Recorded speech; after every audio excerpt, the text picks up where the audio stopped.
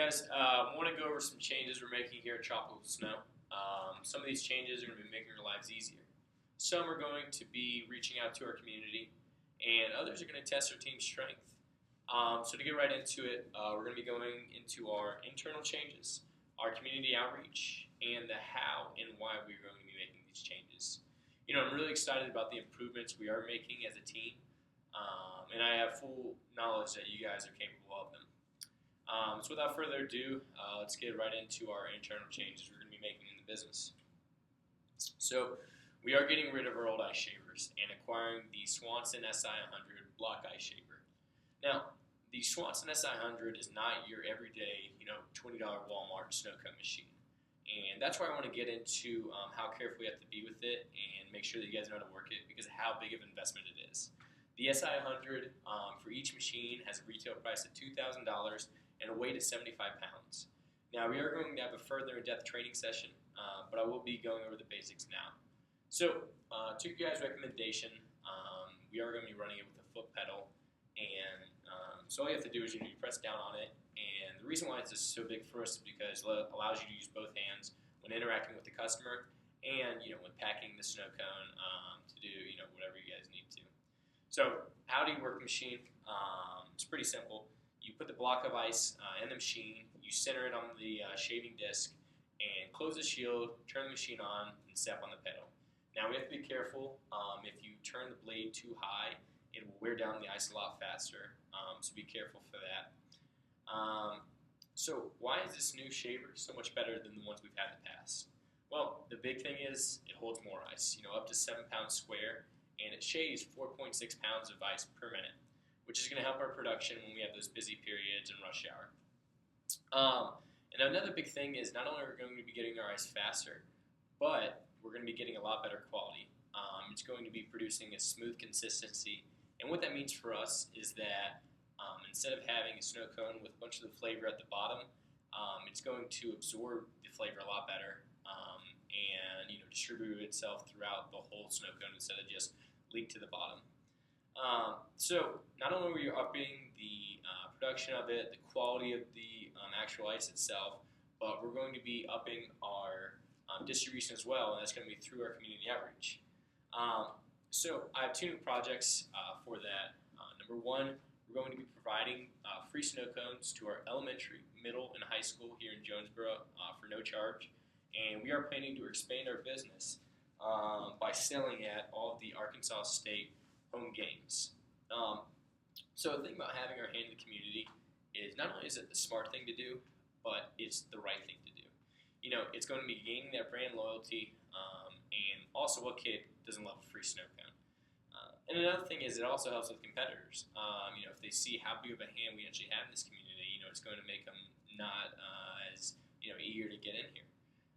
So back to our first project, we're going to be selling or giving out roughly 1,000 free snow cones at the schools.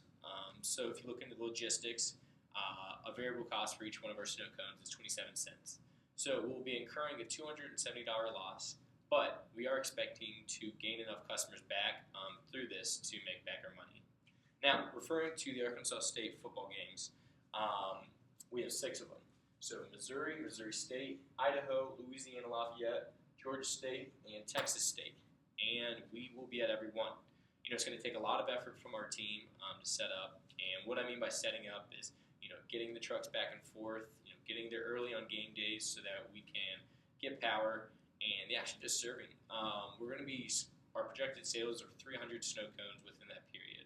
To give you an idea of how big that is for us, roughly on a day-to-day basis, we'll sell 100 snow cones.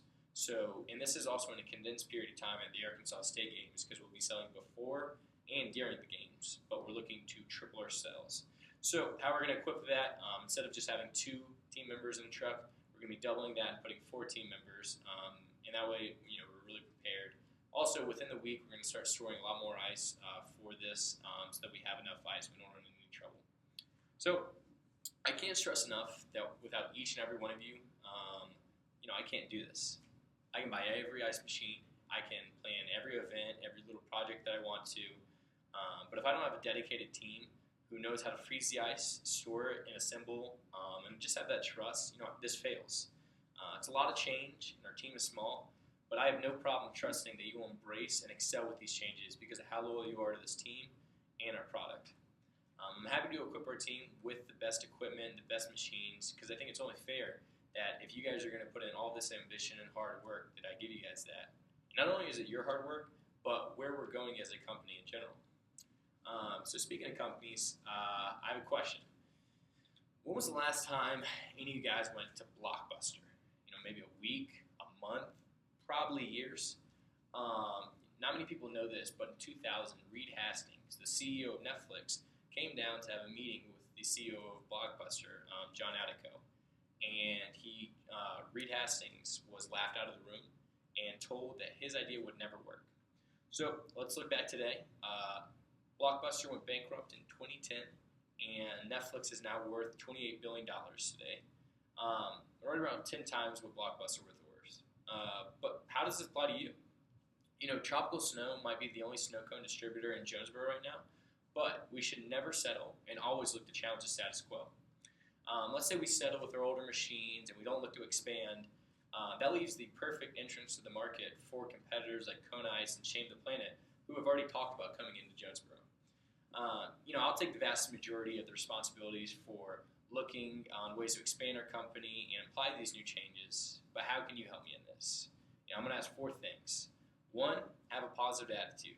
Realize that this is for the best interest of all of us, and get excited about the direction that this company is going. Number 2 is becoming a team player.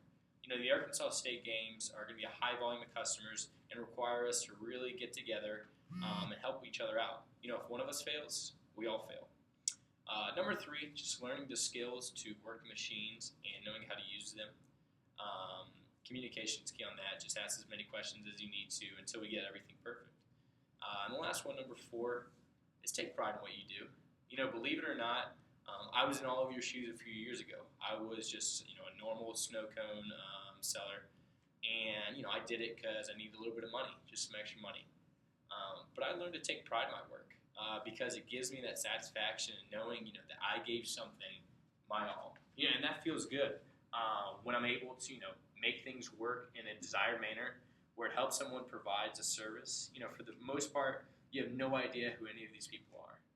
You'll never see them again. You don't know what they're going through. You don't know what they will go through in the future. But all we can do is you can make their day a little bit better with our services. So today we look at what's good enough instead of perfection too often.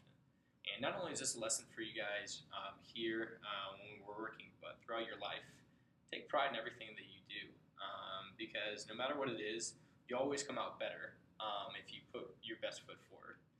And just aim for perfection and make mediocrity a thing of the past. So kind of to recap, I hope you guys got a good idea of the direction we're going in.